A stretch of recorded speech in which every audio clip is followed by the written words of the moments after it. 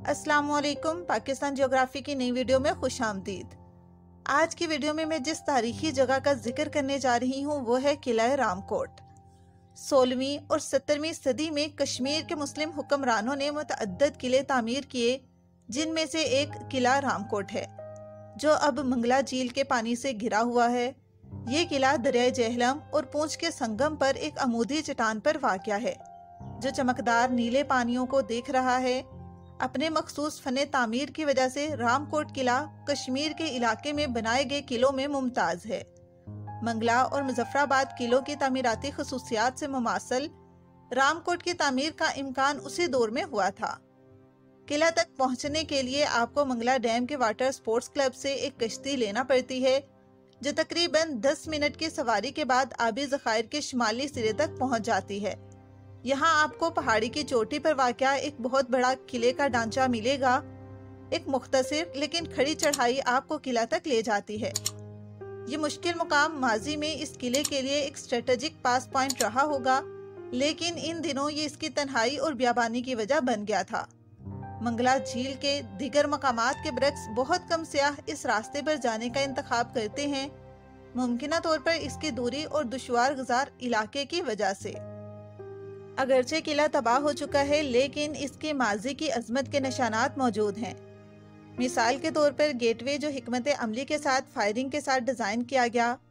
तोपों के लिए रैंप और क्रेनलेशन इस वक्त की तब्दीलियां हैं जब कश्मीर के डोगरा ने 19वीं सदी में इस किले पर कब्जा किया था। मंगला और मुजफ्फराबाद के किलों की तामीराती खसूसियात से मुमासिल होने की वजह से रामकोट को 16वीं सदी के दूसरे निसफ में तामीर किया गया था। मौरखीन इस बात का यकीन नहीं कर पा रहे हैं कि निस्बतन छोटे किले में पानी के इस बड़े टैंक को क्या बनाया जाए।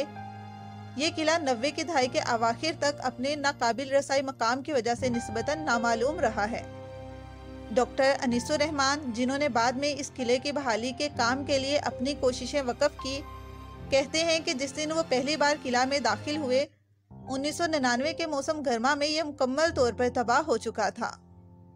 मरकजी हिस्से में एक छत और दरवाजा नस्ब किया गया था। दाखिली रास्ते, पानी के टैंकों को मिट्टी से साफ कर दिया गया। जंगली पौधों को जो सांपों की एक बड़ी तादाद को पाल रहे थे साफ कर दिया गया और तोप खाने के क्रनलेशंस पर जगह जगह पुरानी तोपों का एहतमाम किया गया।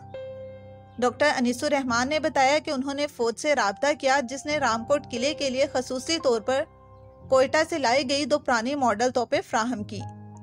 पाक फौज ने किले के लिए पुरानी मॉडल की तोपें फ्राहम की, लेकिन देखभाल ना होने की वजह से अब वो टूट फूट का शिकार हो चुकी हैं।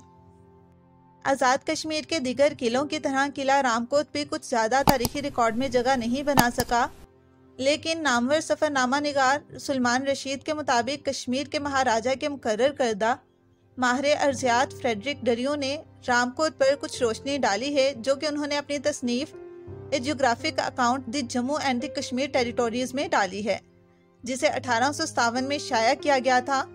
पिछली दहाई में रामकोट किला अपनी तबाही के रास्ते पर तेजी से आगे बढ़ रहा है।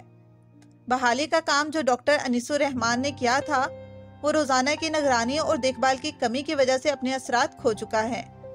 अक्टूबर 2005 के ज़ल्ज़ले ने भी इस किले को शदीद नुकसान पहुंचाया और आज़ाद जम्मू कश्मीर के हुक्काम की जानिब से शदीद गफलत की वजह भी इसमें शामिल है। सो व्यूवर्स, ये थी किला रामकोट की इंफॉर्मेशन।